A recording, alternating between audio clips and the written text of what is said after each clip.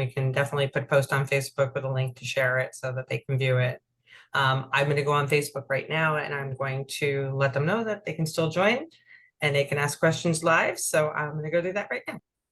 Very good. Thank you, Julie.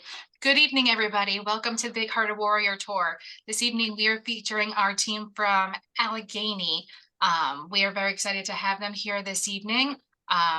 And we are going to have a wonderful night.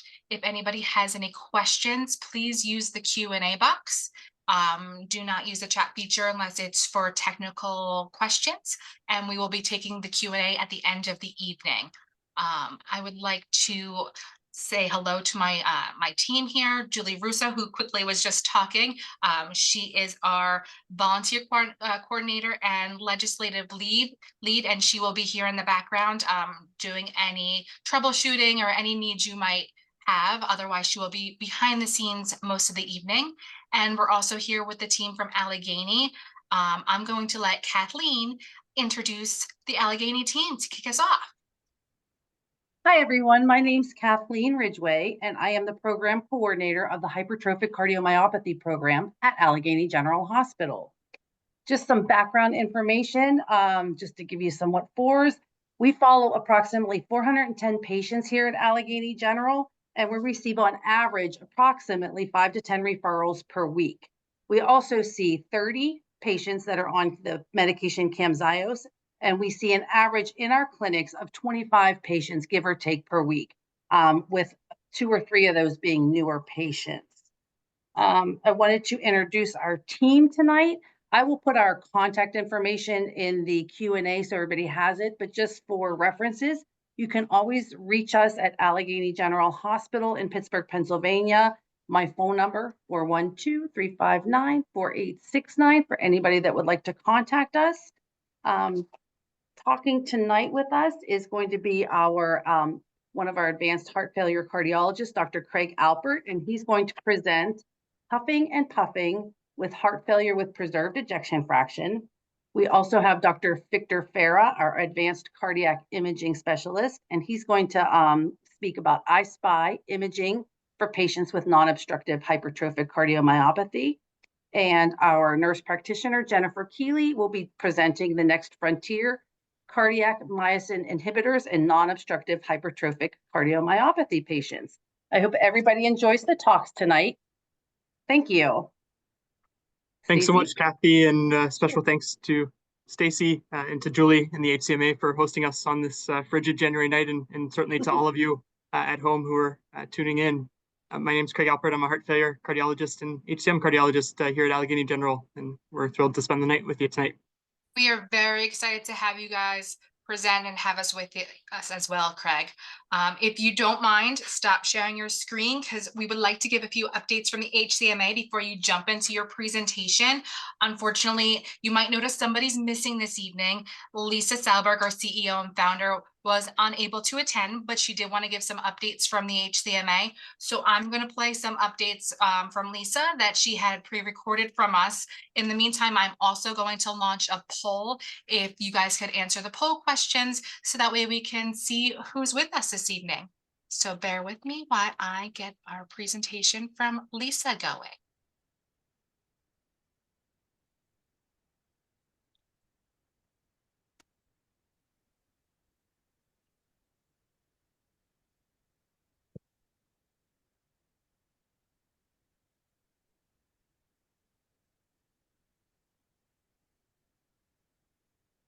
One minute, it's giving me a hard time, so give me 1 second.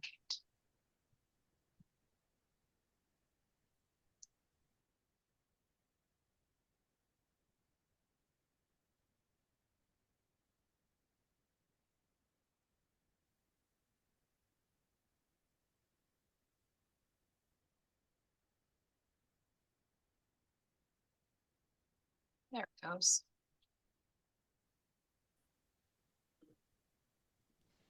Hello, everybody. I'm so sorry I can't be with you in person tonight, but until I figure out how to be in 2 places at once, I'm leaving this webinar in the very capable hands of Stacy Titus Brown.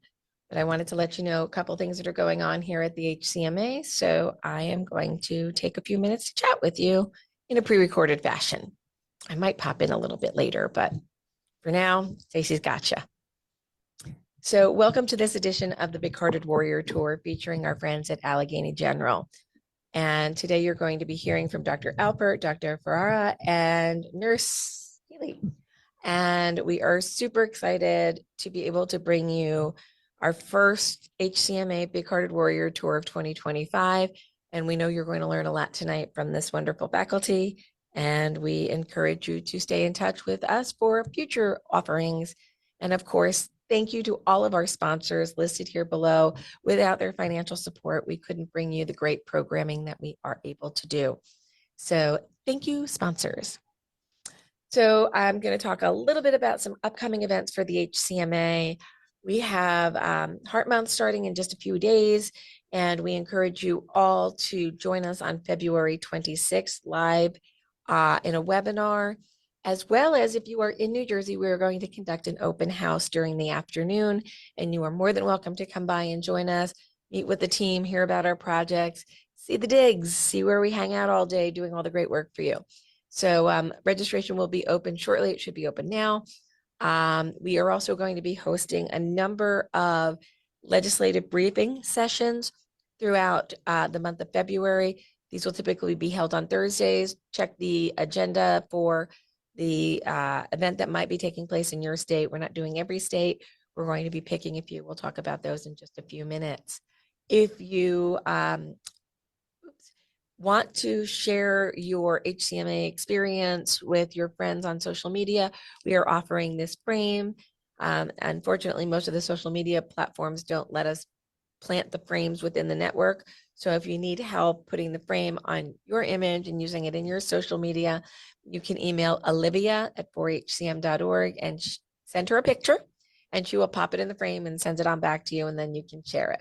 So here are some of our staff's HCM Awareness Day frames, and we encourage you to have some fun with us on social and raise some awareness about HCM. So what are we doing? We have a number of states that have either declared HCMA Awareness Day resolutions, proclamations, or laws over the past few years. More will be coming in this year. If it might be a little late right now to get it done, but if you're interested in learning how to get your state to recognize HCM Awareness Day, please contact Julie Russo, julie@4hcm.org, and she can help you go through the process for your state or let you know if your state has already been handled. So we've had a lot of proclamations, a few laws, a lot of resolutions, and every one of these opportunities gives us a chance to talk about HCM in a bigger platform, and also then give us an entry to start working legislatively with each of your state houses. In April of 2025, we will be going back for our Hill Day. We're not going to be doing it during Heart Month. There's, with an administration change, there's a lot of chaos going on. Just people don't even know where the bathrooms are. So let's let them get themselves situated, and we'll be there in April. If you're interested in joining us, look for our training session. Everybody will be required to have done an intake and navigation call with us to qualify to participate in our Capitol Hill Briefing Day. And I believe we have a date for that. I think it is, hold on, Julie just secured the date with Congressman, who is our congressman? Mikey Sherrill's office. So thank you, Mikey Sherrill's office. And we are booked for April 9th. So we'll probably be there 8th, 9th, or 9th and 10th. So please make sure you mark your calendars if you think you're going to join us. Make sure your intake has been accomplished and your navigation call has been completed. Okay, so that'll be a federal event. So we'll be talking about some federal policies about generic drug quality, access to healthcare, and similar type issues. But on the state level, we're working on what you used to call the Healthy Cardiac Monitoring Act. We have changed the name. Everything else remains the same, to the Children's Cardiac Safety Act. And that Children's Cardiac Safety Act will improve PPE screenings for student athletes, add those same questions to the well child exam, provide some educational opportunities for physicians, and also provide professional development for those conducting the screenings. We are happy to say that we have model legislation in Massachusetts, Virginia, and Rhode Island. And we're also working on Minnesota, Pennsylvania, and Texas to get these bills through the process in each of the state houses. If you would like to participate in helping us get these laws passed, again, please speak with Julie. We have received funding and we are starting our work. And this is why I can't be with you tonight. The All Hearts Collaborative is a health equity initiative to help raise awareness about HCM, amyloidosis, and uncontrolled hypertension within Black and Brown communities throughout the country. And we are starting in Newark, New Jersey. And while you're watching this, I'm in Newark holding a focus group with community health leaders and members to help develop the tools that we're going to use to deploy within the faith community of the South Ward of Newark, New Jersey. Once we get the wheels on the train moving, we'll be expanding this program hopefully to a community near you. And we just want to acknowledge our inspiration here, a gentleman by the name of Derek Armstead, who unfortunately was a victim to sudden cardiac arrest related to HCM after an emergency room visit where his physicians did not think to ask him about his family heart health history, to which they would have learned his mother had passed young from heart disease. And unfortunately, Derek did not survive. So we are going to change the world in his name. If you have not heard about it yet, 2 years ago, we launched the Lori Fund, and now we are able to offer scholarships for those seeking HCMA Recognized Center of Excellence care or transplant care. We can provide up to $600 per calendar year per family for evaluation at a center. If you think you need assistance in getting yourself evaluated and you don't have the financial resources to get there, please don't hesitate to apply for the grants. We've had wonderful donors providing funding for this program, and we are very, very happy to give you these funds if you qualify. If you're not sure how, scan that QR code and fill out the application or call the office. If you haven't caught an episode of Tales from the Heart, we've had some great visitors with us, and we will continue to do so. So I talk to physicians, I talk to patients, we talk to industry representatives. It's a way to learn about HCM in a casual way, typically while you're driving in traffic, and I can get your mind off of the traffic and onto other more important topics like your heart. If you have not joined us for a discussion group, we encourage you to do so. We held over 124 discussion groups with about 1,000 registrants last year. Let's double that number this year. Let's get more registrants in there. Let's get you all talking together. And hopefully we can meet you in one of our upcoming discussion groups. You can look at our registration page to find out when the next one is. There are typically multiple sessions per week. Do not hesitate to join us. Don't be shy. It's okay. We've got you. If you are interested in sharing your HCM story through your social media networks, we encourage you to look into our ambassador program. Also, you must have completed your intake and navigation call to qualify as an ambassador, and you do what you need to do and tell your story the way you want to tell your story. Hashtag Big Heart, Big Life, Big Heart, Big Life. You get a t-shirt, you get the bling. Come join us as an ambassador and help start raising awareness and let people see that we look like everybody else, and we need them to know we're here. We are going to be live in some of our partner organizations around the country this year in our Bighearted Warrior Tour. Here's some of our events coming up. We're going to be in Orlando on April 25th, Seattle, July 26th, Baltimore, September 13th, and Pittsburgh, November 15th. Not all of these events are on the calendar yet because we don't exactly have the location set up for each one of them. So look forward to the registrations being open in the next couple of weeks, and just save the dates right now if you live in these communities. Big date to remember, the weekend of October 17th through 19th, we will be convening in Morristown, New Jersey for our annual meeting. We will be holding a gala on the 18th in the evening. We encourage you to, again, save that date, come on out to New Jersey. We know last year the meeting in Boston was a little pricey. This is a much lower budget point. We're going to be in Morristown, New Jersey, one of my favorite towns in the whole wide world. And we encourage you to come join us here in Morristown and be as excited as Deetra is here in this photo. Okay. I want to thank you all for taking a few minutes to listen to me. I'm going to hand you off to Stacy right now, but I need to thank our board of directors, our staff, our volunteers, our partners, and yet again, our sponsors. And you'll know I never end a talk without thanking Brandy, my donor, and her family. Without them, I wouldn't be able to be with you here today. So I encourage you to stop by the website and visit our brand new website. It's been updated, and I know you're going to be in great hands. I'm going to stop my screen share now. Doesn't want to stop sharing. Here we are. Thank you, everybody. Have a great meeting, and I will see you soon. Bye-bye.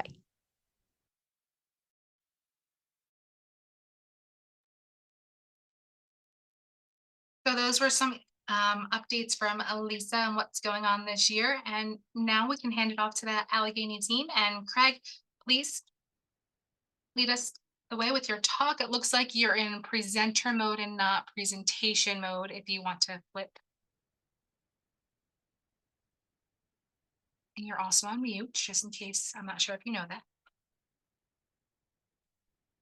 Still in presenter mode.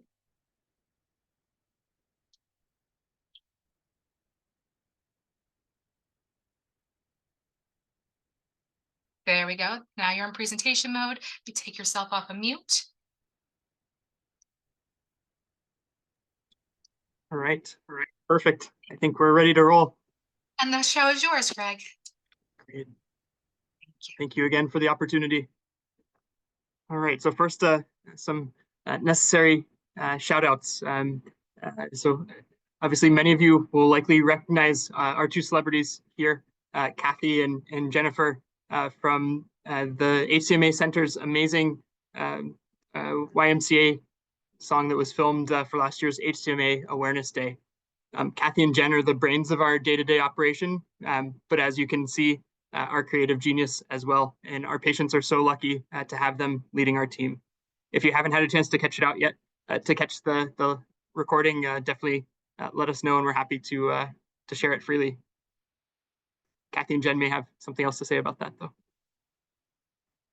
All right, so we're going to start off tonight by talking a little bit about a topic near and dear to my heart, the intersection of hypertrophic cardiomyopathy and congestive heart failure. And so we're going to launch into the first segment entitled Huffing and Puffing from HFpEF. And I have no disclosures. All right, so as we know, shortness of breath can plague our patients with hypertrophic cardiomyopathy in several ways. And for many, it ends up being due to a combination of several mechanisms. Actually, one of our most difficult tasks as providers taking care of people with HCM is to try to unravel the many layers and better understand the relative contributions, since we have treatments that are available for each of these mechanisms, and yet at the same time, we still need to match the appropriate treatment to the appropriate mechanism. I've listed some of the contributors here. Some of our patients have shortness of breath due to their anatomy, be it obstruction at the level of the outflow tract or valvular regurgitation. Some of our patients have frank congestive heart failure, and we'll certainly be focusing on that here shortly. Others have concomitant coronary artery disease, and that can manifest either in the big vessels on the surface of the heart or even in the itty-bitty branches, either way leading to symptoms of shortness of breath. Certainly, our patients are prone to arrhythmias that can manifest this way. And then let's not forget all of the non-cardiac causes that are prominent too, whether it's a pulmonary source, whether the person may be anemic, whether there's an element of deconditioning, obesity, muscle weakness, and certainly anxiety all tied in together, all wrapped into one. So what exactly is heart failure? Well, let's start by defining the phrase, which you may hear referred to with or without the adjective congestive in front of it, or maybe even by its acronym, CHF. And by the way, as a heart failure specialist, while I was walking down the street on vacation, I actually had to ask my family to wait while I photographed this random van, which appears here. I don't get out too much. But as you see, heart failure is a clinical syndrome in which you have symptoms that are due to the heart no longer working efficiently. And then you have data to support those findings of inefficiency, which show up in the form of congestion or fluid building up.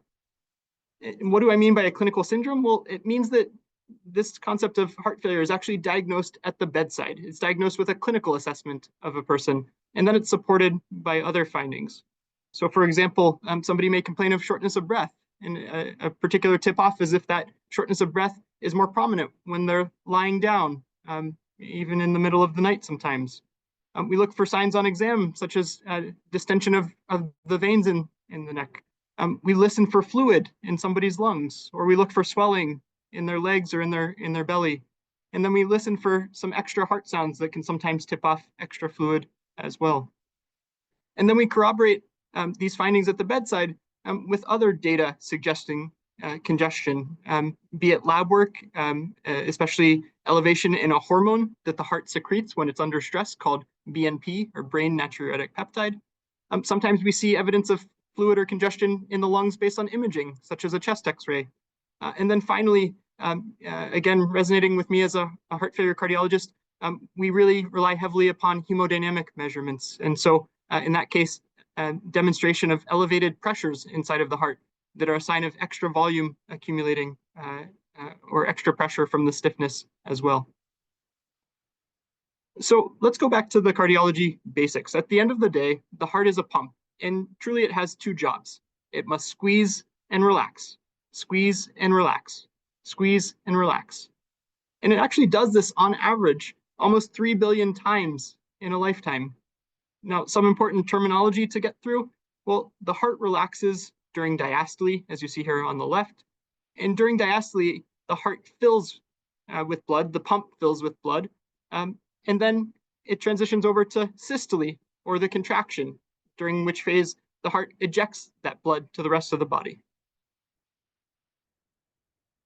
Now, when we see someone with signs or symptoms of congestive heart failure, we actually cannot tell whether it's a problem with the person's relaxation phase or the squeezing ejection phase. So the heart can have trouble in either side or sometimes both. When there's an issue with somebody's heart's relaxing, we call that a problem with the diastolic phase, or what used to be called diastolic heart failure. And we'll talk more about that. In contrast, when somebody's heart is not working well during the squeezing phase, during the ejection of blood, we call that systolic heart failure. And one more relevant term is ejection fraction that may be familiar to many of you. In other words, how much is the heart squeezing? How vigorously? Ejection fraction is a concept from physiology, and it tries to measure just that. It's a calculation that divides the amount of blood that's ejected in a single beat, called the stroke volume, by the amount of blood that the heart had when it was entirely full. In other words, with each squeeze, what fraction of blood is leaving the heart. Now, a normal ejection fraction is not 100%, as many people think. Normal is actually in the range of 55 to 70%. We often use 60 as a nice round number. And as you also know, the overwhelming majority of people with HCM have a normal, or even more common and above normal, a supernormal ejection fraction, because the heart is squeezing so vigorously.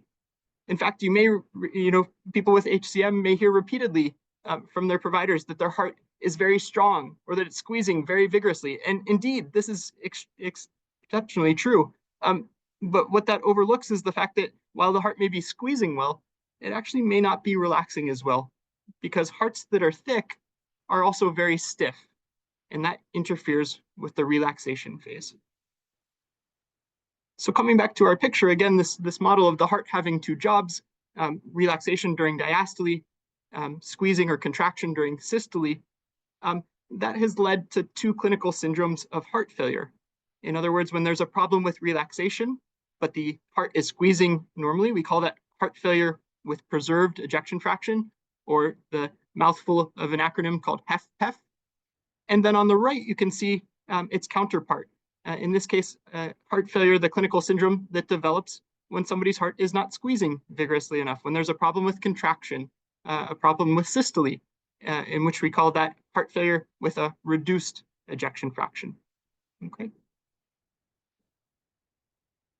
And insight from this 2006 landmark study shows that not only are the clinical symptoms and signs the same, but so too is the prognosis and clinical outcomes as well.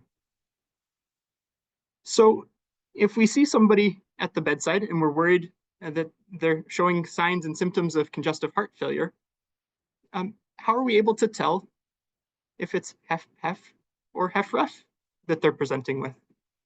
And the simple answer is, at the bedside, we can't. So we're in for a special treat here shortly, but the punchline is that imaging, not symptoms, actually visualizing how the heart is contracting and deducing from sophisticated imaging techniques how the heart is relaxing, that's how we differentiate whether somebody has clinical heart failure that's due to a preserved ejection fraction scenario of heart failure or one of a reduced ejection fraction. And we're spoiled to have a master imager in Victor Farah, who will be helping us sort of peel back the, raise the curtain, I should say, and have a better appreciation. But why does this even matter, whether somebody has HFpEF or HFrEF, to lean on these acronyms? Well, the reason it matters is treatment. So for decades, our best medications that have so much impact on the course of somebody with congestive heart failure, unfortunately, only showed that benefit for people who had reduced ejection fraction, HFrEF, a problem with squeezing of their heart. And when we applied those very same medications to people who had a preserved ejection fraction, unfortunately, those treatments consistently came up short. And that's illustrated in this slide here. The blue studies are studies of what we call guideline-directed medical therapy, treatments that have been shown to help improve symptoms and longevity in people who have a reduced ejection fraction, all showing very positive findings. And then unfortunately, the swing and miss time after time, applying those same treatments to people with HFpEF. In fact, it led to a lot of discouragement as well. And whenever we would diagnose somebody with clinical heart failure, there was this period of, admittedly, a bit of anxiety awaiting the imaging to understand, did we have a full toolbox in front of us of meaningful guideline-directed medical treatment, or were we forced to acknowledge that we didn't have any specific medicines to help get to the root of the problem, but that we were left with diuretics, using water pills to try and help people feel better, even if it weren't changing the underlying disease. But thankfully, as one of my favorite philosophers once said, the times, they are changing. And so enter 2013, at the American Heart Association meeting, there was an inflection point in the treatment of people with HFpEF. We had our first large positive mainstream study. Now, if you want a story of intrigue, there are overtones of the Cold War, actually, this is your clinical trial. But alas, for the sake of tonight's discussion with limited time, let's just say that it demonstrated at the end of the day a signal for benefit for spironolactone. It's actually a diuretic that we use, but admittedly, we don't use it at diuretic doses. We use it at lower remodeling doses to help the heart remodel, to help improve and to lower the risk of death from congestive heart failure and hospitalization in people who have a preserved ejection fraction. And better yet, it's a medicine that's generic, it's inexpensive, it's reasonably well tolerated on the spectrum, actually quite well tolerated, and as long as the appropriate monitoring of blood work takes place. So this was a game changer. It gave our field hope that other drugs too could finally crack the HFpEF code that had proven so elusive for so long. In 2021, a family of diabetes medications, what we now know and love as Jardiance and Farxiga, you see they had taken the world of reduced ejection fraction heart failure by storm in the preceding years. And finally, in 2021, they too showed a statistically significant decrease in the composite cardiovascular events of cardiovascular death and heart failure hospitalization when used over placebo among people with HFpEF. And most interesting of all, these diabetes medicines conferred that very benefit regardless of whether the person had diabetes or not. And then most recently, the talk of the most recent, the latest American Heart Association in November was all about the GLP-1 agonists, and Mounjaro in particular, tirzepatide, which showed similar benefit, meeting similar endpoints, and gave a lot of excitement as now a third drug in our toolbox for our patients. Now, while medications certainly helped us to remap the symptom management and prognosis of people with HFpEF, certainly there are new devices that are entering the fray as well. There's some interest in the concept of an interatrial shunt device, which can effectively serve as a pop-off valve for an overly pressurized heart to help improve shortness of breath in the appropriately selected patients. There are devices called cardiac contractility modulators, which actually look a lot like pacemakers or defibrillators, and they've shown preliminary data to improve the energetics of the heart cycle. as well. So lots of excitement in the near future here when it comes to device management for our patients with HFpEF. And even though it doesn't treat the underlying disease per se, what if we could implant a fluid gauge to help us adjust diuretics to match the need of the day?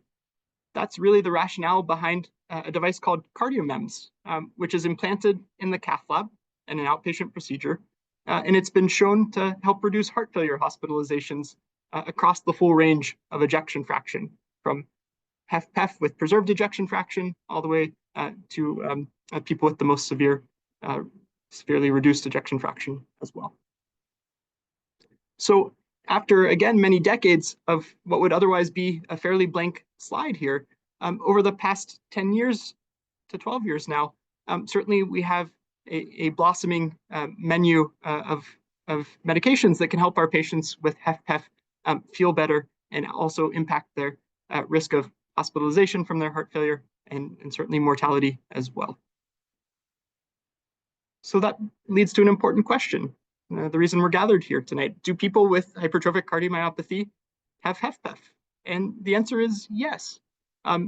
There are many different studies that have tried to estimate the prevalence or the frequency among people with HCM. This was one particular study out of China that looked at about 1,200 patients, and actually more than 40% of the population studied actually satisfied that clinical syndrome diagnosis that we started with earlier in the talk, in terms of having signs or symptoms of the heart not working efficiently, corroborated by data, blood work, imaging, and other features, including hemodynamics as well. So if we just celebrated the advent of directed medical therapy for our patients with HFpEF, and we're acknowledging that many of our patients with HCM are symptomatic and short of breath because of HFpEF, can we use these treatments for our patients? Well, let's turn to see what the data have shown us thus far. So the first component was spironolactone that we celebrated. And thanks to a small study from Dr. Marin's team dating back to 2013, they actually randomized 53 patients under their care to spironolactone or placebo for 1 year. And admittedly, despite a small study, the early results were quite disappointing. They looked for signs of remodeling when it comes to myocardial fibrosis. And unfortunately, looking at two different metrics, including scar burden on the MRI, there was no difference in people who were on the study drug. They looked at functional capacity, performance on a treadmill stress test, or the described day-to-day functional activity marked by the New York Heart Association assignment, and those two were fairly unchanged. And then lastly, they looked at anatomic measurements in echocardiogram ultrasounds, looking at markers of sort of relaxation of the heart and pressure changes and wall thickness. So a disappointing but small study of spironolactone applied to our patients with HFpEF. Next is, what about SGLT2 inhibitors? Certainly all the rage in the heart failure world these past several years. Again, we turn to Dr. Marin, who shared non-randomized data, but they're more hopeful. This is an abstract in which he and his team combed the electronic health record for more than 115 million patients. They identified just under 29,000 people who had hypertrophic cardiomyopathy, and of them, under 2%, so about 511 to be exact, had been on an SGLT2 inhibitor, presumably due to concomitant diabetes. But over that 2-year follow-up period, when they zoomed in on people with HCM who were on SGLT2 inhibitors, they noticed that these people enjoyed lower rates of all-cause mortality and hospitalization and improvement in their cardiovascular symptoms. And so this initial experience naturally launched interest in a randomized controlled trial. And currently, there are several that are recruiting. One in particular at University of Pennsylvania is being helmed by my own HCM mentor, Charlene Day, and they're currently recruiting patients to see. But lots of anticipation and lots of hope that this may help our patients with HCM and symptoms of shortness of breath feel better. And then sort of the newest kid on the block, so to speak, is the GLP-1 agonist family. Again, we just enjoyed that nice surprise at the American Heart Association among people with HFpEF, but do we have any data for these drugs in people with HCM? And we turned to another friend and colleague, Noshin Reza, at University of Penn as well, who helped to oversee a description of her team's experience with GLP-1 use in people with HCM. And this was really a qualitative sort of observational sort of reflection on her patients who not only tolerated the drug from a safety standpoint, but enjoyed its benefits in terms of diabetic control and weight loss as well. And so lots of interest in these drugs and their application to our patients. What's particularly relevant to the contemporary world of HCM is that several of the patients described here were on concomitant myosin inhibitors as well, without any additional signal for harm. So that was comforting too. And then as for the devices we had referred to earlier, I'm not aware of any compelling data, but you have to imagine that the extrapolation of these treatments for people with HFpEF certainly may hold promise in sort of expanding their indication to people with HCM as well. Again, a pop-off valve for pressure overload inside the heart that can help decrease the symptoms of shortness of breath. Contractility modulators to try and help modulate and maybe reset the energetics of the heart to a certain extent. And then actually the use of PA pressure monitors, cardiomems in our patients. And actually here at our center, we have several of our patients that have HCM and we have implanted cardiomems in order to help stay ahead of their volume status and help them feel as well as they can. But as to where this goes, I think too soon to tell, but a lot of reason for hope and optimism. So while we don't have yet sufficient data to guide the mainstream application of these HFpEF medications at large to our patients with HCM, again, the times are changing and a lot of reason for hope. I intentionally didn't mention the elephant in the room, so to speak, is the impact of myosin inhibitors in our patients who have symptomatic non-obstructive HCM. And again, you're in for a very special session with Jennifer here momentarily. So with that, again, just a chance to say thank you for joining. HCM is a team sport, and especially grateful for our team that you're meeting here tonight, in addition to others who weren't able to join, and obviously our patients as well, the key component of our team. So with that, I'll stop sharing and pass the baton to Victor.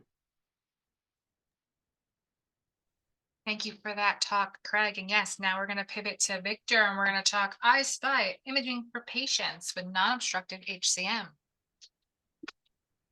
Victor, the floor is yours. Right. Can you see my screen?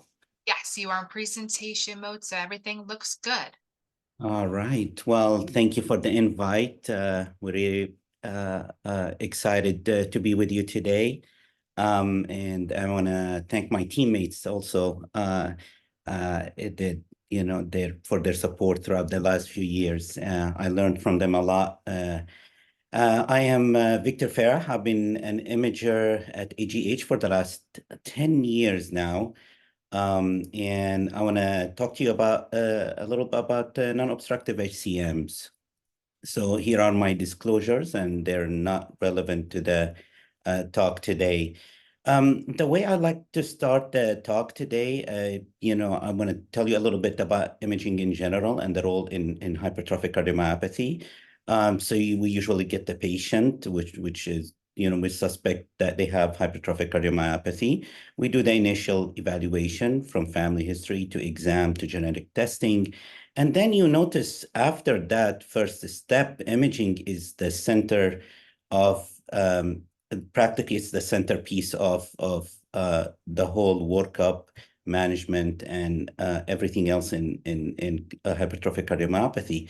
So we utilize imaging to confirm the diagnosis, of course, for risk stratification, monitoring, management, and also for family screening. So a couple of words about confirming Diagnosis, as you know, we utilize the imaging tools that we have to measure the wall thickness. We look, of course, at the systolic, the diastolic function, the dynamic LVOT obstruction, and also we utilize it to look at tissue characterization. And also we try to differentiate what's HCM and what's not, because there are a lot of copies of the disease itself. And when we utilize imaging for risk stratification, this is when we utilize it to look for the wall thickness, the LA diameter, LVOT obstruction, apical aneurysm, and LGE by cardiac MRI, and the left ventricular ejection fraction. In general, we mainly use echocardiography and cardiac MRI, and those are the two main imaging methods that we use on day-to-day basis. Sometimes we use CT when we can't get MRI, or if the imaging from echo is not sufficient enough. So how do we define HCM? HCM, as you all know, it's thickness in the heart more than 15 millimeters. And it can be anywhere in the left ventricle. And this is, of course, in the absence of any other cause that could lead to thickening in the heart muscle. And of course, we accept a little less thickening, around 13 millimeter, if you have family history or if you have positive genetics. And of course, it comes in two flavors, the obstructive and non-obstructive. And so how to define the non-obstructive hypertrophic cardiomyopathy? Practically, you need a hypertrophic cardiomyopathy per definition, and you need a gradient less than 30 millimeters of mercury, whether it's at rest or with Valsalva and with exercise. It has to be in all three categories. It has to be less than 30 millimeters of mercury. So practically, you can have non-obstructive cardiomyopathy in any of these phenotypes, whether it's like apical, proximal septal, or reverse curvature, or the concentric LVH. You can have non-obstructive cardiomyopathy as long as you don't have the gradient of 30 millimeters of mercury. And non-obstructive cardiomyopathy usually consists about like 30%, about 1/3 of total hypertrophic cardiomyopathy. And the questions comes, when I talk to patient is, if there's no obstruction, then how do you get the symptoms? Or how do I have symptoms if I don't have obstruction with no significant gradient? And this takes us back to what Craig was talking about, basics of cardiac physiology. The heart cycle consists of systole and diastole. And usually it's easy to explain systole because it's just like weakness in the heart squeeze. And it's easy also sometimes to describe obstruction. It's always harder to talk about diastole and explain it. And the way I try to explain it to the patients or my fellows here, I explain it in the way of springs and balloons. So if you look at the heart cycle and after the aortic valve close, at that point, usually the heart, if you think about it as a spring, it will be squeezed to the maximum. And then it goes back to its original size. And of course, in healthy hearts, the speed of this spring to go back to its original size, it's really quick.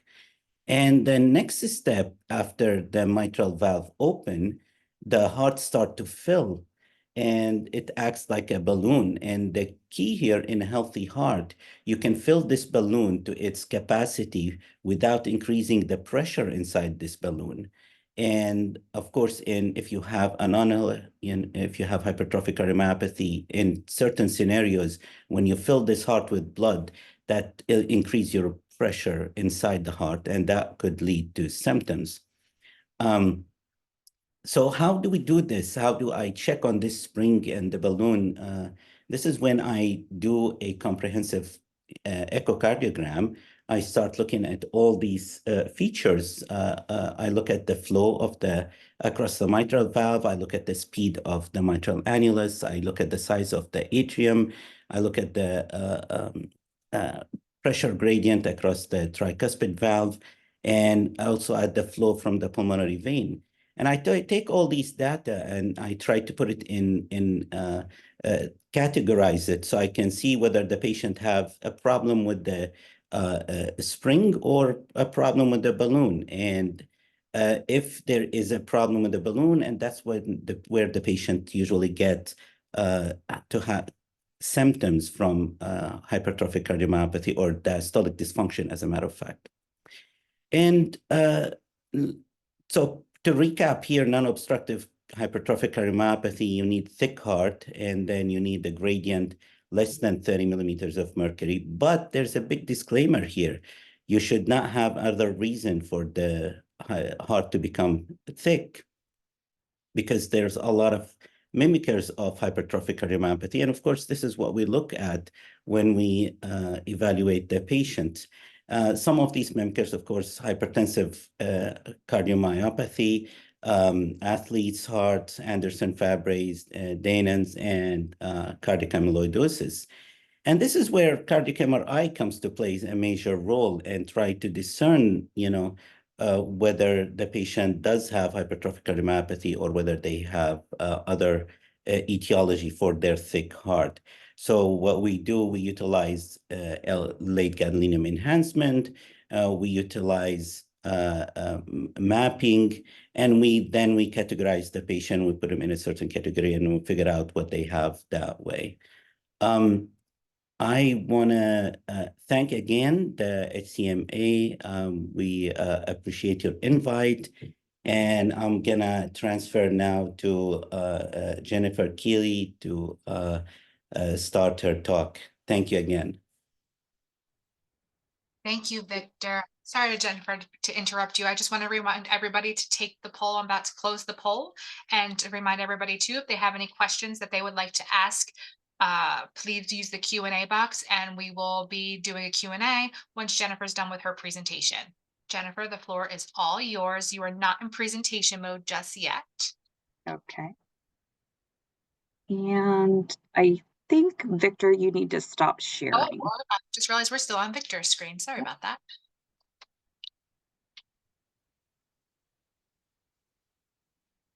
Perfect.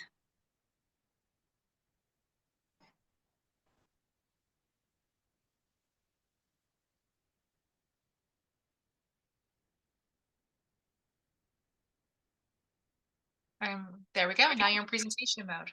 Okay, thank you so much. And thank you to Stacy. Thank you to Lisa. We're missing you tonight, Lisa. And thank you to Julie for this wonderful opportunity to introduce our clinic, which I am very, very proud to be a member of, as well as being partnered with HCMA. So thank you so much for this opportunity. And our final presentation of the evening is going to be entitled The Next Frontier, Cardiac Myosin Inhibitors in Non-Obstructive Hypertrophic Cardiomyopathy. As Craig and Kathy introduced earlier, I'm the nurse practitioner in our outpatient clinic.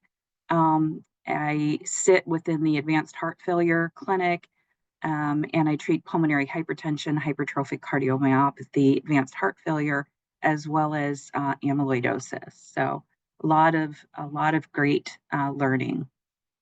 These are my disclosures. I am a speaker for the patient journey deck through Bristol Myers Squibb on mavacamten. So we have a great need for targeted therapies in HCM. Patients with non-obstructive hypertrophic cardiomyopathy represent a very sizable subset of our patients. About 30% or a third of patients that present with a diagnosis of hypertrophic cardiomyopathy are actually non-obstructive. And in our clinic alone, that's roughly about 140 patients. Interestingly enough, there's no specific indicated medical therapies in the guidelines for non-obstructive hypertrophic cardiomyopathy. Current strategies typically focus on managing arrhythmias, particularly atrial fibrillation, which we see a lot in our non-obstructive patients, particularly those with apical hypertrophic cardiomyopathy. And we attempt to improve LV filling or congestion, as Craig had talked about earlier, with beta blockers, non-dihydropyridine, calcium channel blockers, and diuretics, as well as our aldactone and SGLT2 inhibitors. So if you will, it's sort of a trial and error approach. There was a meta-analysis done recently with 20 studies, over 7,000 patients with hypertrophic cardiomyopathy, and they actually found no difference in the risk of sudden death or heart failure associated deaths in patients when they compared non-obstructive to obstructive hypertrophic cardiomyopathy patients. So that sort of false allegation that non-obstructive patients have a lower risk of sudden cardiac death simply isn't true. In fact, 10% of these non-obstructive patients will progress to advanced heart failure and transplant. Developing effective and targeted therapies for those patients that are non-obstructive and symptomatic is imperative and represents one of the largest unmet needs in our field. So let's talk just a little bit about the mechanisms of what we know in our first in-class drug approved to treat hypertrophic obstructive cardiomyopathy called mavacamten. It relieves obstructive physiology by actually decreasing that hyperdynamicity or hypercontractility that we see so often in these patients, as Craig has eloquently described as well. There is mechanistic evidence that mavacamten, a first-in-class drug, cardiac myosin inhibitor, improves abnormal relaxation and impaired myocardial energetics associated with hypertrophic cardiomyopathy, and that presumably drives symptoms in those patients that are non-obstructive. So treatment with mavacamten stabilizes the super relaxed state of myosin, improves diastolic function in vitro and in vivo animal models of hypertrophic cardiomyopathy. Therefore, we can hypothesize that mavacamten could be beneficial for non-obstructive patients. And there are currently limited treatment options, as we talked about earlier, compared to obstructive hypertrophic cardiomyopathy. So therefore, taking that into account, we have these studies that have recently been published, and some of them, as I'll talk about here in the next couple of slides, are still enrolling. So Maverick HCM, standing for mavacamten in adults with symptomatic non-obstructive hypertrophic cardiomyopathy, was a phase 2 clinical trial, and its main point was to evaluate the safety and efficacy of this first-in-class cardiac myosin inhibitor, mavacamten, in adults with symptomatic non-obstructive hypertrophic cardiomyopathy. It was a smaller study. It enrolled about 59 patients. Patients were randomized to mavacamten at a pharmacokinetic adjusted dose, or they were randomized to the placebo arm for 16 weeks, and then this was subsequently followed by an 8-week washout. The initial dose was 5 milligrams daily with 1 dose titration at week 6. Patients could certainly continue background hypertrophic therapy, such as beta blockers, non-dihydropyridine calcium channel blockers, diuretics, aldactone, if they were on a stable dose up to 2 weeks prior to the study enrollment. While this Maverick HCM did not demonstrate any significant improvement in peak VO2 or symptoms compared with placebo during that 4-month use of CMI, it did, however, result in rapid 4 weeks sustained improvement in these prognostic biomarkers of NT-proBNP and levels of cardiac troponin, which of course we know proBNP and troponins are significant markers of myocardial wall stress and injury. Patients that we treat with hypertrophic cardiomyopathy, both obstructive and non-obstructive, we know those patients that have higher concentrations of troponin typically have higher LV mass, as well as higher fibrosis seen on cardiac MRI, as well as those with obstruction, higher LVOT gradients, and mortality associated with higher levels of troponin is also higher. So in this particular study, as we saw in some of the obstructive studies, the mean change in left ventricular ejection fraction was about 4% compared to 2.3% in the placebo group. Again, very comparable to those studies with obstruction. 12.5% had permanent treatment discontinuation due to transient, and that means that when the patients were taken off the drug, they had a return to normal LVEF, but those patients were discontinued when their left ventricular ejection fraction was less than or equal to 45%. So with this study, we recognize that there is a potential for beneficial structural changes using cardiac myosin inhibitors. It may be meaningful and a very much a significant clinical benefit when we administer these cardiac myosin inhibitors longer term. Also in Maverick HCM, it was very well tolerated, just as it was again in the obstructive studies, obstructive clinical trials, where there was no increase in serious AEs or adverse events. Dizziness topped the chart with side effects almost 18%. Again, very similar to our obstructive studies, palpitations, fatigue, and then dyspnea. Results of this study set the groundwork for future larger scale studies in non-obstructive hypertrophic cardiomyopathy, and potentially also, as Craig talked about, for those patients with HFpEF. So this was a long-term extension trial for Maverick.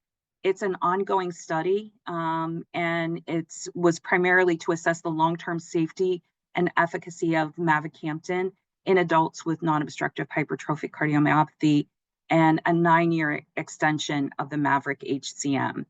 Eligible patients who completed Maverick HCM were dosed to achieve one of 2 target concentrations using 4 distinct dose strengths. Monitoring occurred every 12 weeks from week 24. Patients who received placebo in the Maverick HCM study underwent dose adjustment based on plasma concentrations at week number 4. So what this longer term treatment demonstrated: improvements in New York Heart Association functional class, again, NT-proBNP, a median change from baseline to week 120 of -436, and echocardiographic measures in non-obstructive HOCM, such as LAVI, or left atrial volume index, and E/E prime, which are measures of LV diastology, left ventricular diastology. So there were no unexpected, fortunately, safety signals identified, and 51.2 and 61.7% of patients respectively improved greater than 1 New York Heart Association class from week 42 to week 120. The drug was temporarily held in about 27% of patients for LVEF less than 50%. 3 patients permanently discontinued treatment, but all 3 patients eventually recovered their ejection fractions greater than 50%. So it was a transient decrement. Results from this help inform the dosing strategy for the next study called Odyssey HCM. Odyssey HCM is a randomized double-blind placebo-controlled phase 3 study to evaluate mavacamten in adults and symptomatic non-obstructive hypertrophic cardiomyopathy patients. And they're estimating a total of about 420 patients to be enrolled. It's still enrolling, and they hope to complete the study by March. So just in a couple short months here, a month and a half. It was used to evaluate the safety, tolerability, and efficacy of the medication compared to placebo. And to find out if treatment with mavacamten for 52 weeks reduces shortness of breath and fatigue and increases exercise capacity in patients with non-obstructive hypertrophic cardiomyopathy. Here's the primary outcome and secondary outcome measures. Primary are change in baseline of quality of life scores, as well as change in baseline in peak oxygen or PVO2 at week 48. Secondary outcomes also wanted to look at ventilatory efficiency, measuring VO over VCO2 slope, They also wanted to see what proportion of participants with at least one class improvement in New York Heart Association functional class. Of course, change in that prognostic biomarker, NT-proBNP, up to week 48, as well as change in baseline shortness of breath, quality of breathing questionnaire. And then we move to our next in-class cardiac myosin inhibitor.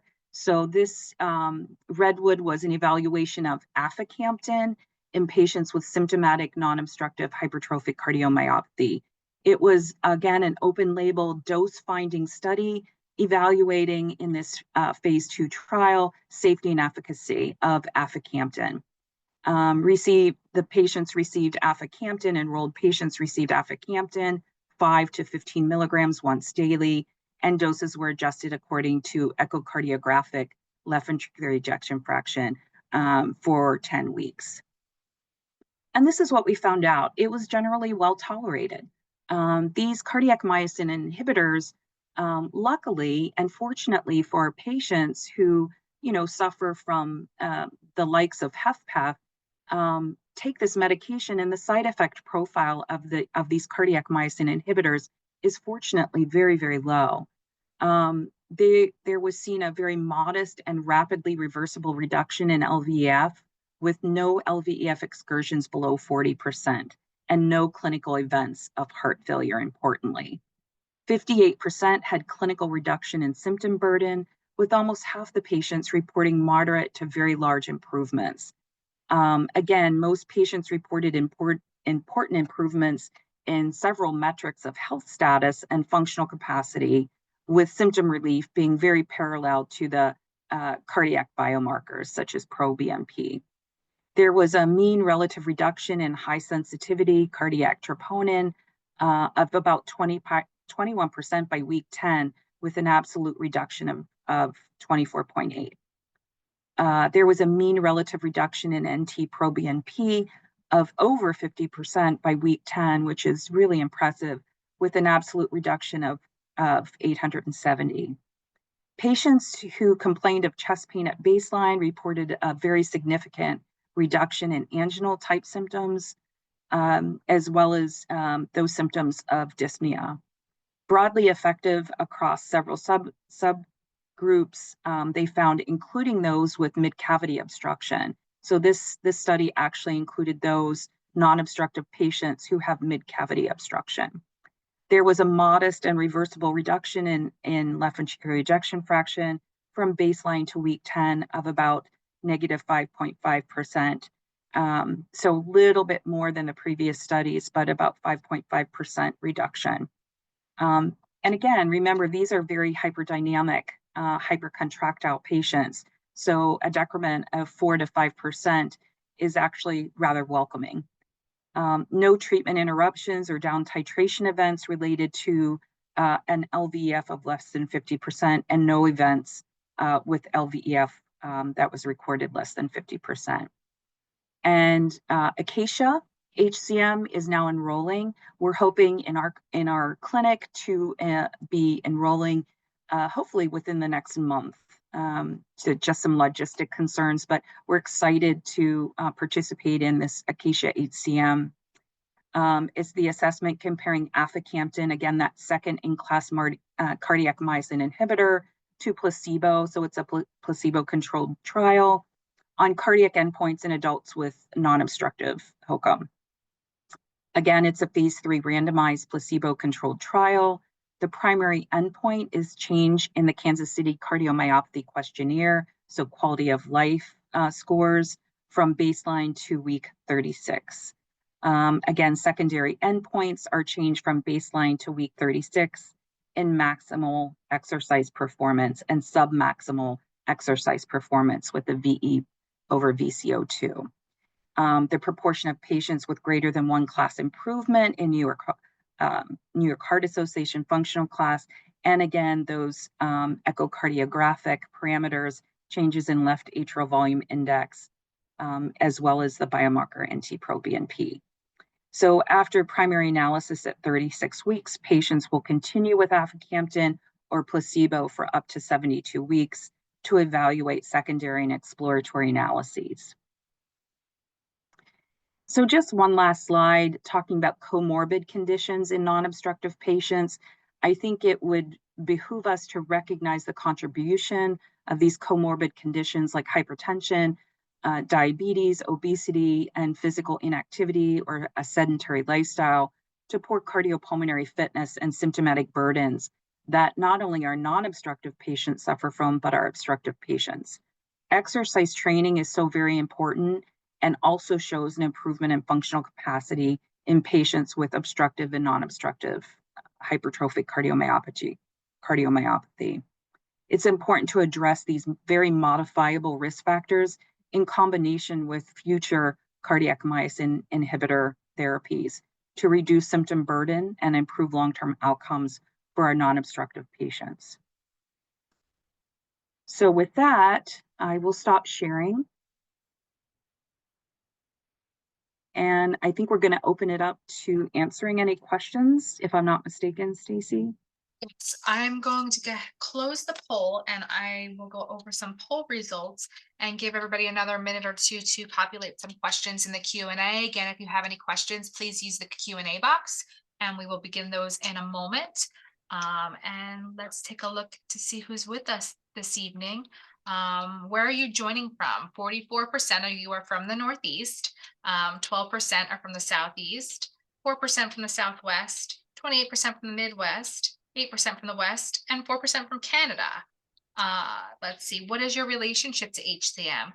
We have 60% are HCM patients, 20% are patients also with a family member diagnosed, 4% a family member, and what else? 4% the medical care provider, and 8% industry, and we have 4% curious. Number 3, have you or a family member had any of the following testing done? Are diagnosed within the last 2 years, 20%, currently on medication, 68%, have an ICD, 44%, have septal reduction therapy, myectomy, or alcohol septal ablation, 8%, have experienced AFib, 32%, 28% have lost a family member, and excuse me, 78% of you had genetic testing, excuse me, and 12% have been advised to consider an ICD, but not done so yet. And 4% of you have been advised to consider septal reduction therapy, but have not done so yet. Are you considering a new medication or device at this time? 24% say yes, and 76% say not at this time. And are you currently being seen by a recognized center of excellence? 64% say yes. 32% of you say no, we should work on that. And 4% of you are unsure. If you're unsure, you should probably reach out and contact the HCMA office. And if you're looking for a center, you should also contact the HCMA office. And about 8% of your patients are watching tonight. 76 are not. So hopefully maybe we have some people shopping and you might be getting a couple phone calls coming up for new consultations. So I'm going to stop sharing the poll and I'm going to switch over to take a look at some of these questions that have come in. The first question that's come in is, considering the new GPL-1 meds, have you seen an update to discuss how they're impacting HCM or obstructed HCM patients beyond potential weight loss? Anybody want to take a stab at that one? Craig, it looks like you want to jump in on that. I'm happy to launch in, and actually just to wrap up with thanking Victor and Jen. Jen, one of the things that struck me as you were presenting is you know, the first 2 talks we extrapolate from advances made in the field of HFpEF, be it with medication, medical therapy, or imaging techniques, and are applying them to our patients with HCM. What's really cool to me is the bidirectional nature that now on the back end with myosin inhibitors, we're taking a therapy that was designed for our patients with HCM. And with the Embark HFpEF study, we're actually using that medicine, as you had alluded to, now to treat people with HFpEF at large, not just with HCM. And so this interconnectedness gives me great hope for 2 patient populations, with certainly with some overlap, but what the broader populations share is that historically they've been, people with these conditions have been sort of second in line for treatments, watching their sort of complementary other people suffering similar conditions. In the case of HFpEF, people are seeing that those with reduced ejection fraction have a full menu of medications that have long been available. For people with obstructive HCM, all of the fanfare about myosin inhibitors not yet applied to people with non-obstructive. So definitely some similarities there, and it was interesting to me to see the interaction tonight. Onto the question at hand, I value and appreciate the question about GLP-1 meds and validate exactly what you're suggesting. They are new, and the simple answer is we don't know. I think that a couple of observations. The first is, I think the recent signals are, in my mind, hypothesis generating. In other words, there's a signal in a larger, broader population among people with HFpEF, and given that some treatments for people with HFpEF have shown promise among people with HCM, especially non-obstructive HCM, I think this is a call to action for us to study it specifically among people with HCM. One of the potential pitfalls of GLP-1 agonists, and to be honest, of SGLT2 inhibitors as well, is that they both can sometimes cause symptoms of dehydration due to a lot of gastrointestinal side effects on the part of GLP-1 agonists, or enhanced urinary response and urination and diuresis on the part of SGLT2 inhibitors. And there's still some uncertainty as to how those may interact with somebody's hypertrophic cardiomyopathy physiology. And while a lot of potential to help people feel better, there's no question that, number one, we need more data, and number two, if and when they're started, they need to be sort of started with caution, and our patients need to be monitored appropriately as well.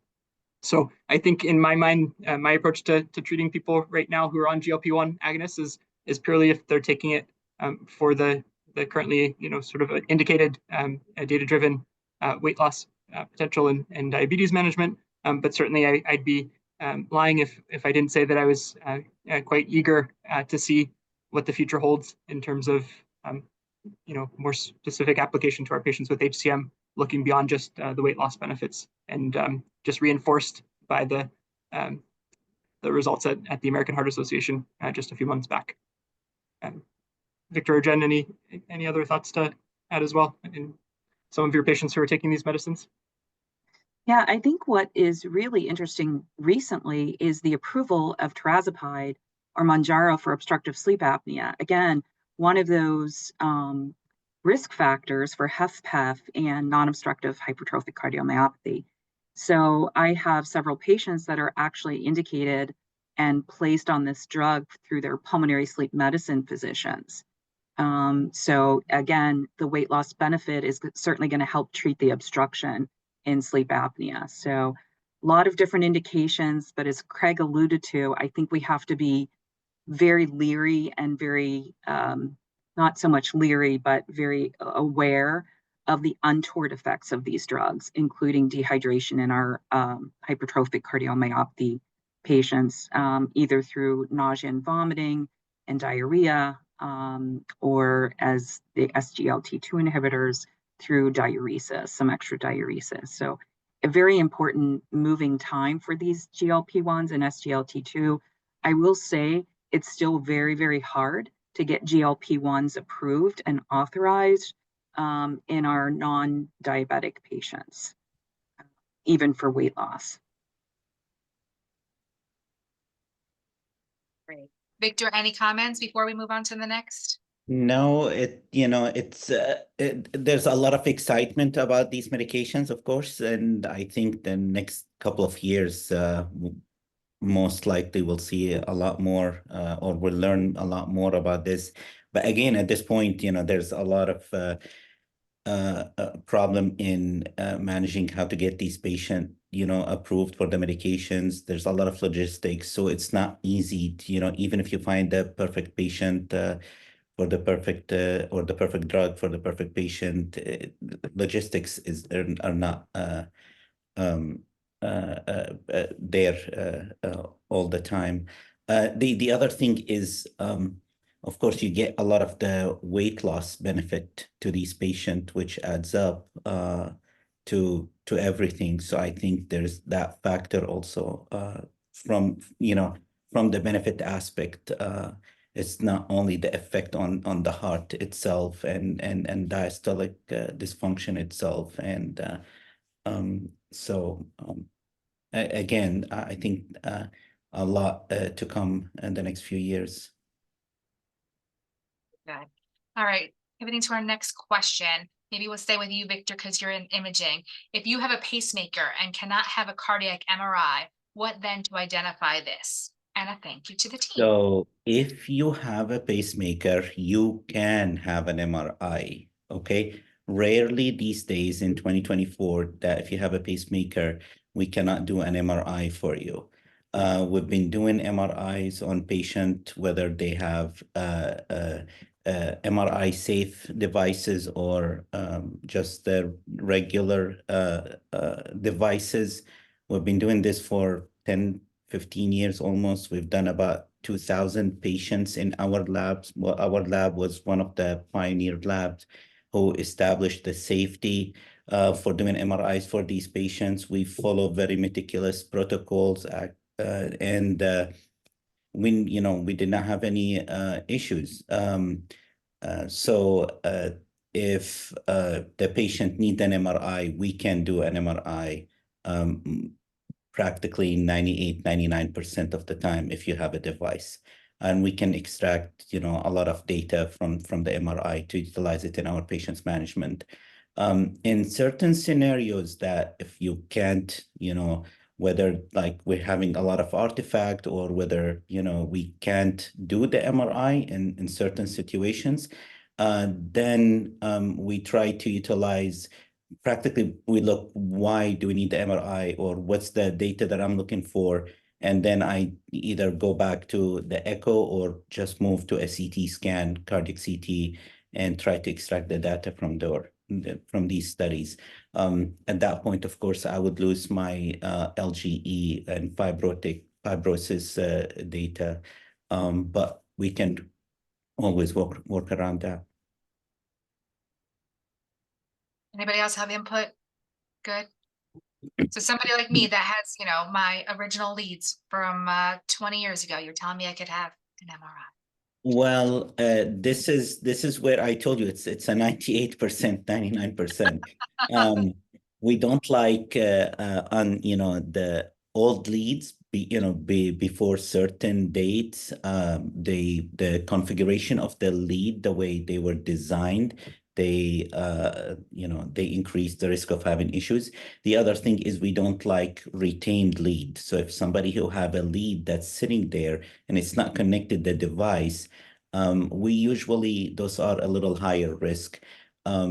So we look at the X-ray, we look at the patient, how the leads are laid. We don't like if for some reason there's a lot of loops inside under the skin or close to the heart, those at an increased risk. But again, most of the time, we're able to do it safely. Okay, next question. This one might be a little bit of a tough one. I don't know if anybody wants to take a stab at this. Is there any correlation between HCM shortness of breath and alpha antitrypsin cirrhosis, but not pulmonary problems? It's a really tricky question to answer without knowing more details, but I guess just thinking broadly, and please everyone feel free to chime in as well. In people who have alpha-1 antitrypsin condition that can affect their liver and cause cirrhosis with the downstream effects of cirrhosis, or separately pulmonary conditions, they can indirectly impact somebody who has a simultaneous hypertrophic cardiomyopathy as well.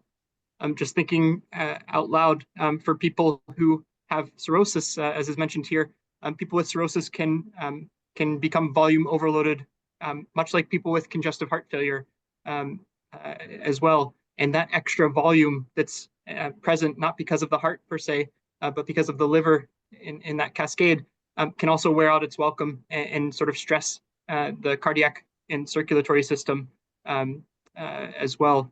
People who have cirrhosis also have typically what we call a high output state or a hyperdynamic state due to the remodeling of the blood vessels in somebody with cirrhosis and portal hypertension, the high blood pressures in the blood vessels in our belly.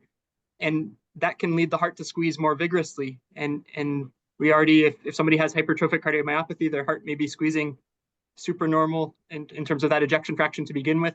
And then that heart is now in a circuit with another compelling reason to squeeze even more vigorously too. And that can sometimes worsen the hypertrophic dynamics.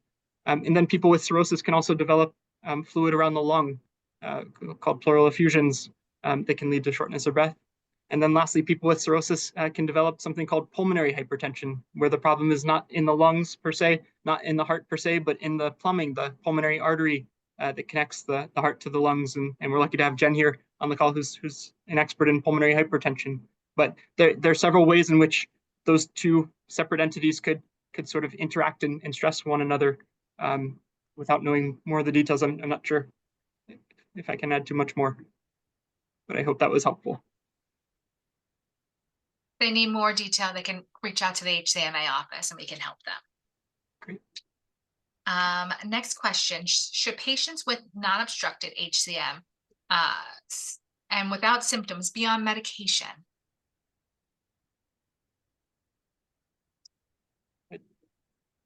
I think so far we don't have a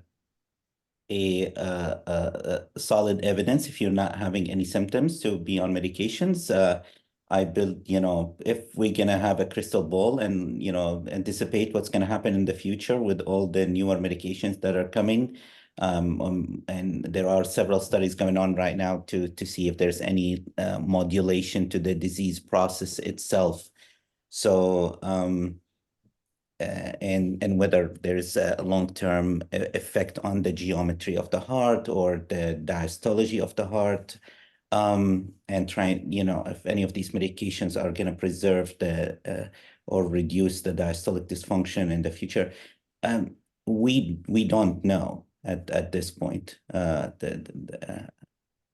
it's it's going to be exciting few years. The next few years coming, we're going to learn a lot more because there are several studies going on right now looking into this stuff. Anybody else comment? We go with that. I was going to say too, oh, sorry, go ahead, Craig. After you did. I was going to say, it's challenging sometimes to tweak out symptoms in these patients who may present, in their words, completely asymptomatic, but on further review in the history and physical, they're exercise limited, their spouse chimes in, they're not able to do, the things that they typically were able to do a year ago. I just took care of a patient today who was non-obstructive hypertrophic cardiomyopathy, genetically positive, and he would ride his bike 4 to 5 miles a day, which in all occasions is great. But then when I did his physical exam, I noticed that he had pitting edema in his lower extremities, and he was hanging on to some fluid. So, that early diastology was there. And so we opted, talked about it for quite some time. He was also a diabetic. So we opted to choose an SGLT2 inhibitor for him to help diurese him a little bit more. We felt that a diuretic, a loop diuretic, was a little bit too aggressive at that point. So we'll see. So I guess my point is, be careful what you say is asymptomatic versus symptomatic. I think it's challenging sometimes to tweak out these symptoms in our patients, especially non-obstructive patients. Think is normal. Is it really normal? Right. It's normal to you, but is that normal? Right. Next. Well, in terms of treadmill, testing or a 6-minute walk test in the office or something like that. Just again, trying to tease out what one person's symptoms may not be and others.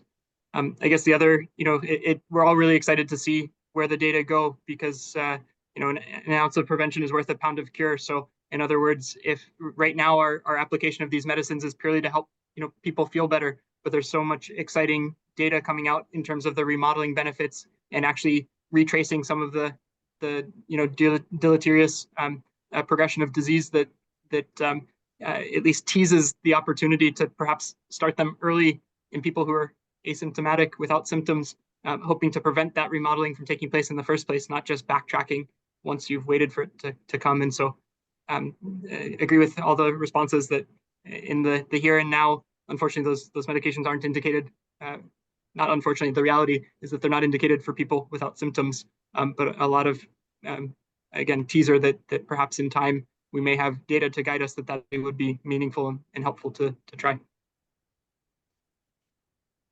Absolutely. Okay, Shelby's asking, have you tried the medication Caridina on any of your patients with HFpEF? If so, what were the outcomes? Great. So I focus on spironolactone as the mineralocorticoid in our discussion because that's been around for the longest period of time and is generic and inexpensive, and it's sort of the tried and true. But Shelby very perceptively is sharing with us about the newer version of spironolactone that's a little bit more specific in its affinity for the receptor and potentially has some selectivity benefits, but unfortunately is just hitting the market and very expensive and harder to access. There's some clinical trials. The Fine Arts HF trial just led to the positive results with finerenone, and I think we'll be seeing some uptake, although I think people will reach for it only if the spironolactone, which is again the tried and true and more accessible, is not tolerated for reason or until we have more data to guide us. Our center is currently doing a study with finerenone in people with HFpEF who are hospitalized. So it's in the inpatient setting, and we'll be eager to become more familiar with using it. But it's definitely intriguing. It sounds like an innovation on top of historical spironolactone, but for right now, spironolactone is the stalwart. Okay. Next question. How is microvascular disease, as you indicated earlier, Craig, in your first few slides, tied to non-obstructed HCM or HFpEF? Jen or Victor?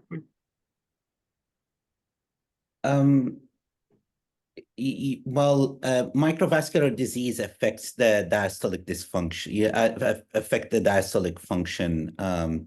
In general, anybody with coronary artery disease usually have at least the first stage of diastolic dysfunction, which is the grade 1 diastolic dysfunction. And anybody who have also microvascular disease, they do have the grade 1 of diastolic dysfunction. Now, grade 1 diastolic dysfunction usually doesn't give you symptoms unless usually you exert yourself. And there are some studies showed that, when your heart rate goes up, the pressure inside the heart goes up, and that lead to symptoms. So from that aspect, microvascular disease could cause symptoms and could cause shortness of breath.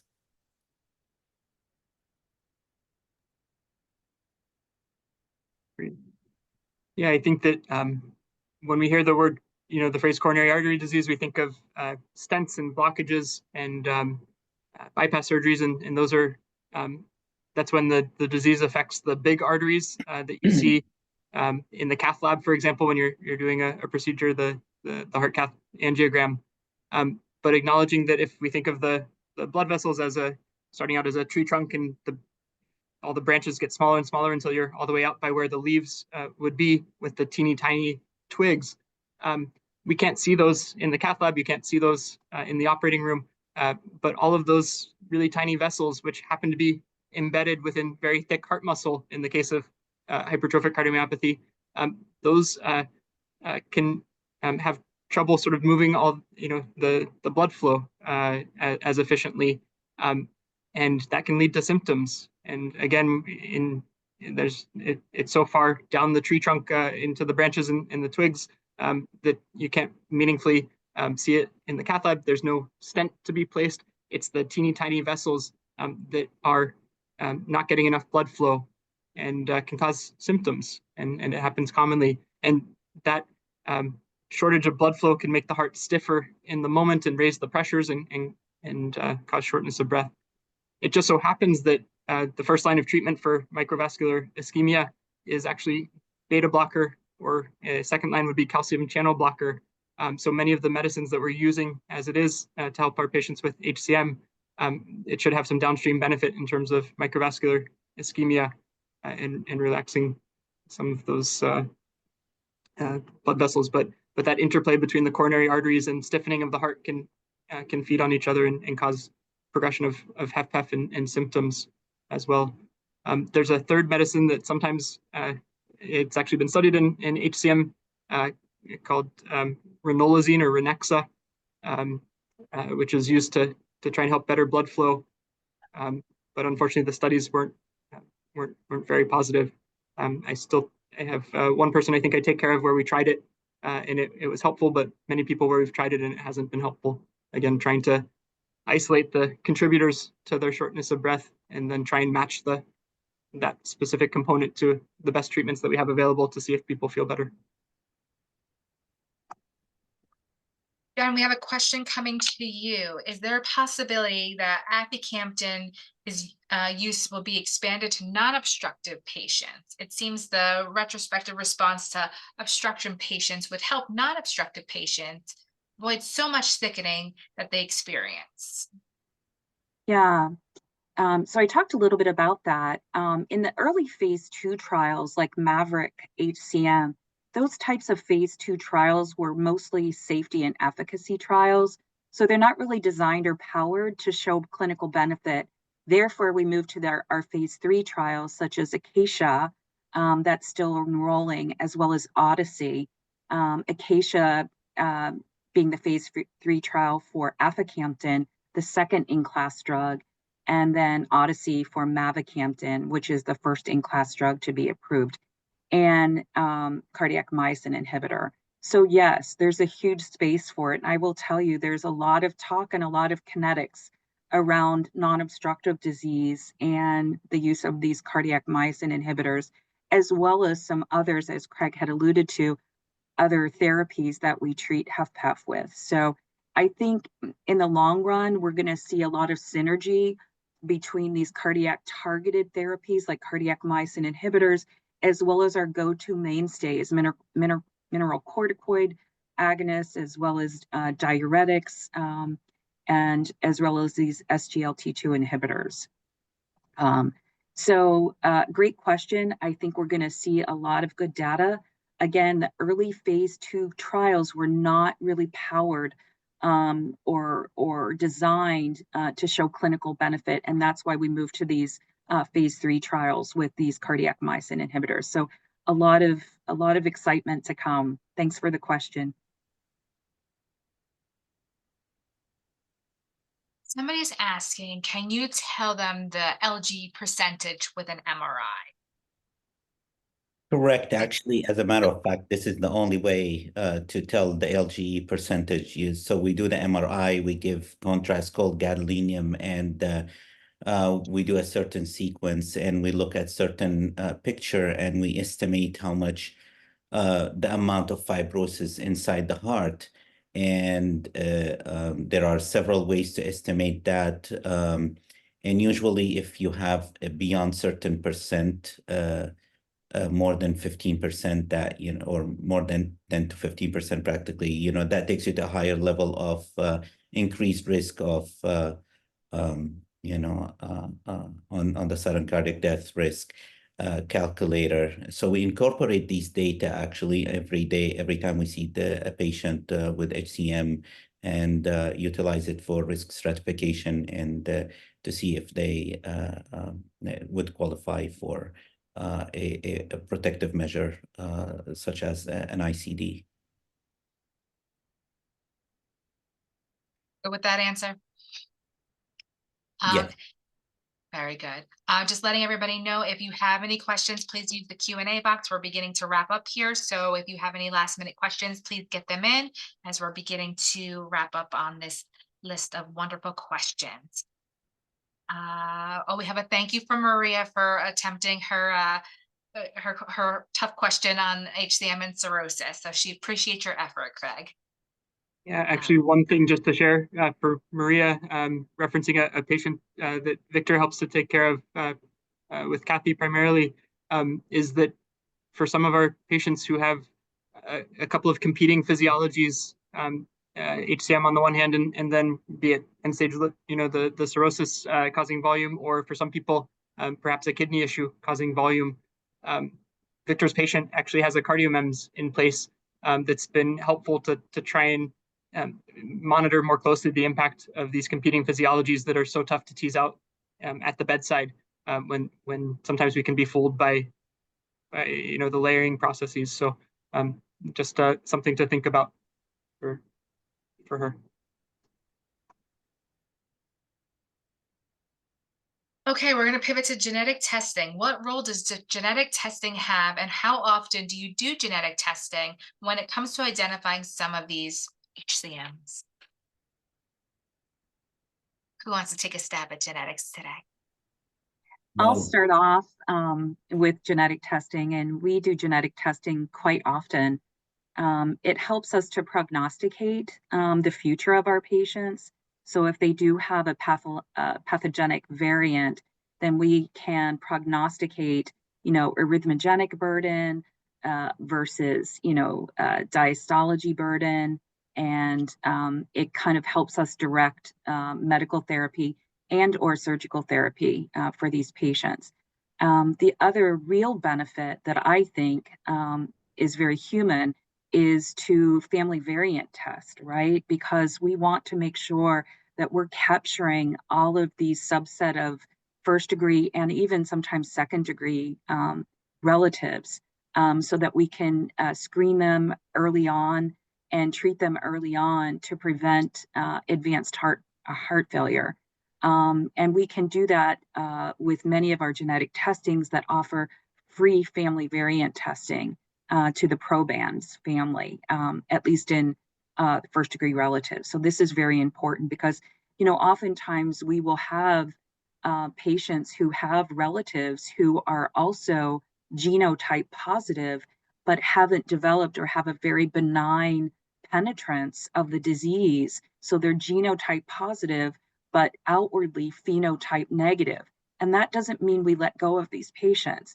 It means that we continue to follow them very, very closely in our clinics and treat them when we need to more aggressively. And I'm very adamant about telling patients that just because you don't have a phenotype, but you have a genotype, that doesn't mean you've escaped us. We still have to follow you, and it's very prudent to follow. So staying on the genetic path, can the same variant in one family result in either obstructed or non-obstructed HCM? the answer is yes. It's the yes, right? Yes. Mhm. And that's what I was sort of alluding to is there, even within the family of the same genetic variant, the penetrance can be so very different. And that's why we need to follow these patients up until sometimes the 6th and 7th decade of life, where they can present with a stronger, even a strong phenotype in the 7th and 8th decades of life.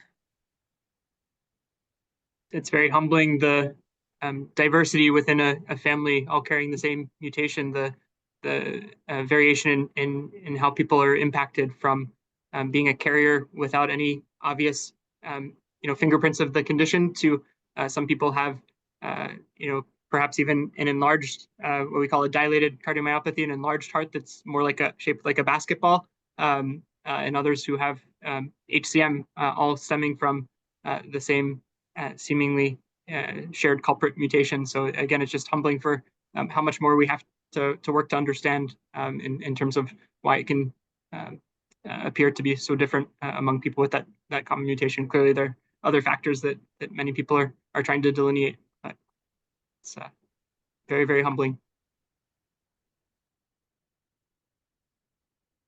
Okay. HCM patients with low blood pressure. and the reason has not been found. They currently take Lasix and trying to lower the amount, and they're also taking, I can't pronounce this one, Merodery, I can't say this. Merodery, but it's not helping. Their EF is good. Why do they have, what can they do about their low blood pressure without going into too specifics about a patient?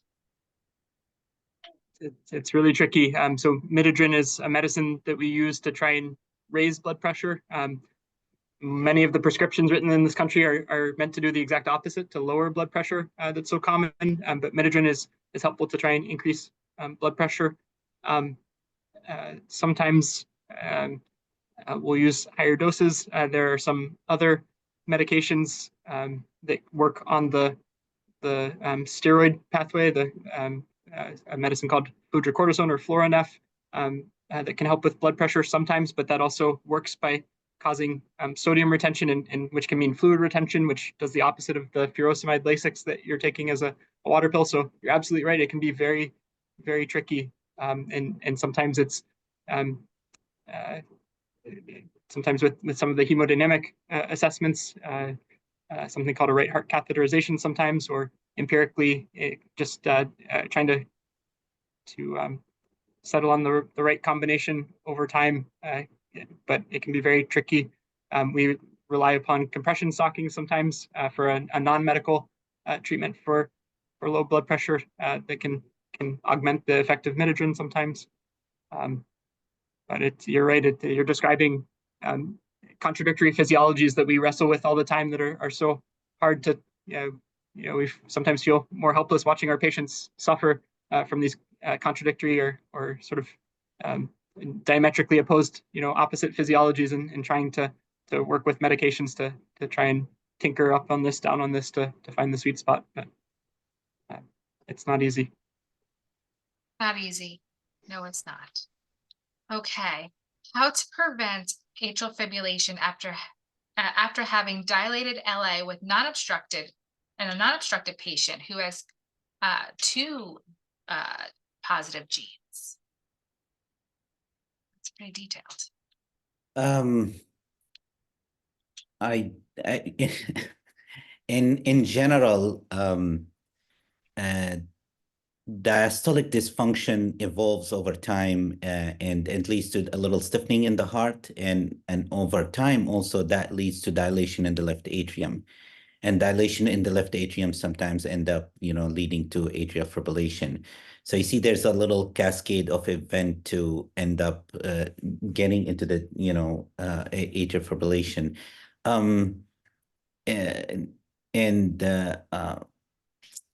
To prevent that cascade,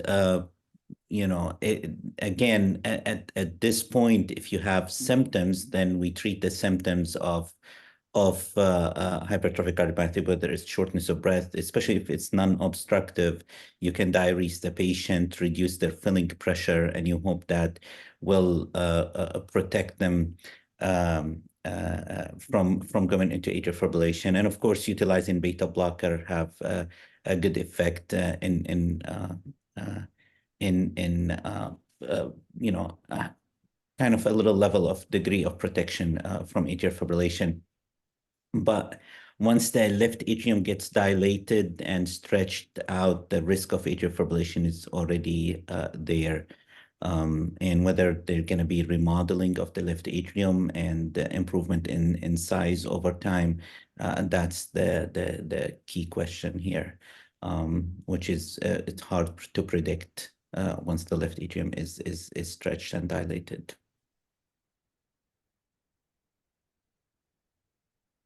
Any other input? Okay. Final question that I see here, we're going back to genetic testing. Do you see the screening plates expanding for genetic testing? Currently, identified genes seem limited for identifying family relationships. Jen, you want to take a stab back at this one and where we're going with genetic testing? Yeah, genetic testing has been around for a while, but we're still identifying, variants. And that's why when you get genetic testing back, there's oftentimes you'll get a genetic variant that says variant of unknown significance, right? So it's there. They have seen a variant that may be related to dilated cardiomyopathy or autosomal dominant hypertrophic cardiomyopathy, but there's no pathogenesis, there's no direct correlation. And so we simply call it a variant of unknown significance. And several family members can have these variants, even though they're not pathogenic, and how it penetrates into a family can, again, as Craig alluded to, can be very unique. And so it is very difficult to sometimes identify familial relationships based on genetic testing alone. You know, and just to sort of prognosticate the acuteness of either obstructive or non-obstructive based on genetic testing, we haven't quite gotten to that yet either. So one thing I think we have to do is just recognize the fact there are mutations that are available that are pathogenic, but we shouldn't always forget the ones that are of unknown significance, because down the line, as we build our family variant testing, we learn every day more relationships between these variants that will help us hopefully treat patients and prognosticate patient outcomes based on that. Hopefully, David, that answered your question. I know a lot of the genetic testing, their panels are actually expanding. So it used to be that a comprehensive cardiomyopathy panel was somewhat limited, and now it tests for quite a few genes. So it's getting bigger and better every year, and every year we learn more. But I think it's our due diligence. We have to continue our due diligence and explain to families how important cascade family variant testing is to identify this disease and help us treat it now and in the future.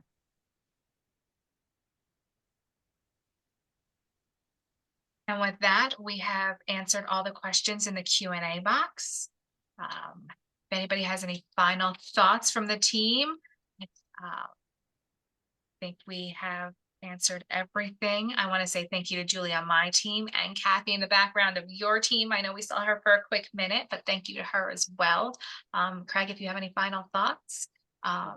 There's lots of thank yous to go around. I noticed that a couple of the patients that we take care of and have that privilege of being on our team, grateful to have you here tonight. And thanks again to Jen, Victor, Kathy for making our team so cohesive and really a highlight of my clinical life. And thanks to Stacy and Julie, and we miss Lisa tonight too, but always grateful to have the opportunity. So hope everybody's staying warm. Yeah, very much so. Staying warm, and you got to thank you from David.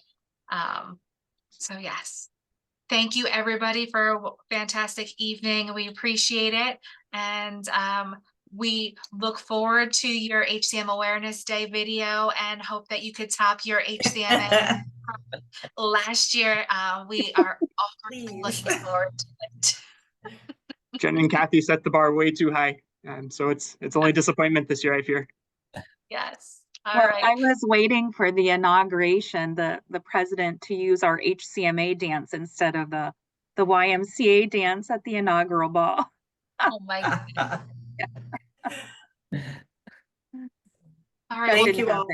That didn't happen. No. That did not happen. Yes, that did not happen.